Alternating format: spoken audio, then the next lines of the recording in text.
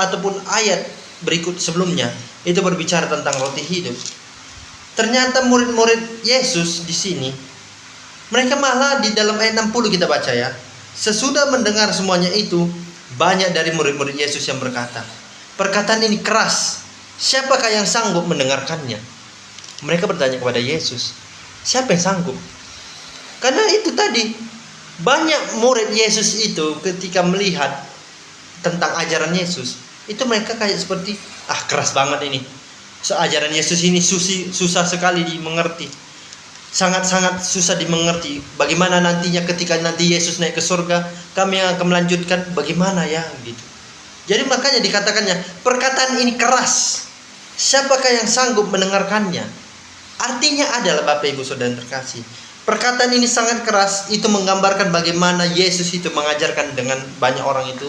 Mereka bilang, murid-murid bilang, keras banget ini. Dan siapa yang melanjutkan kalau nanti Yesus naik ke surga? Kalau kami sebagai murid-murid, ya mungkin kami tidak bisa.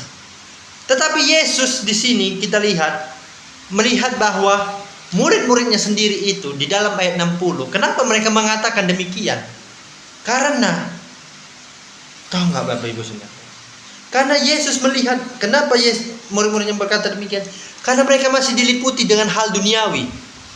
Kenapa? Mereka hanya menginginkan yang namanya itu tadi, hal duniawi. Mereka hanya menginginkan yang namanya secara mukjizat jasmani, bukan mukjizat rohani seperti roti hidup tadi. Karena mereka tidak berdaya Bapak Ibu Saudara yang terkasih. Makanya mereka memutuskan dan berkata, perkataan ini sangat keras. Siapakah yang sanggup melakukannya ataupun mendengarkannya?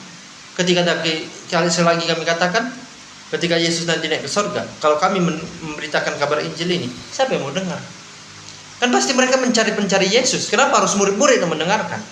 Tetapi di sini Bapak Ibu Saudara yang terkasih, Bapak Ibu khususnya, kalau kita diperhadapkan seperti ini, apakah kita sanggup? Apakah kita mengikuti gaya hidup kita yang hanya duniawi saja, bukan secara rohani?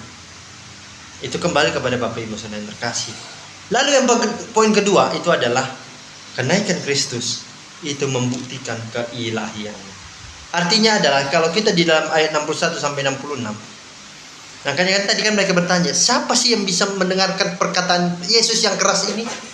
Nah, makanya di dalam ayat 61 dengan sampai 62 ini, ia menegaskan bahwa dia melihat ataupun mengartikan sebagai dia yang lahir sebagai anak manusia, turun ke dunia ini sebagai anak manusia, dan kembali ke surga itu adalah anak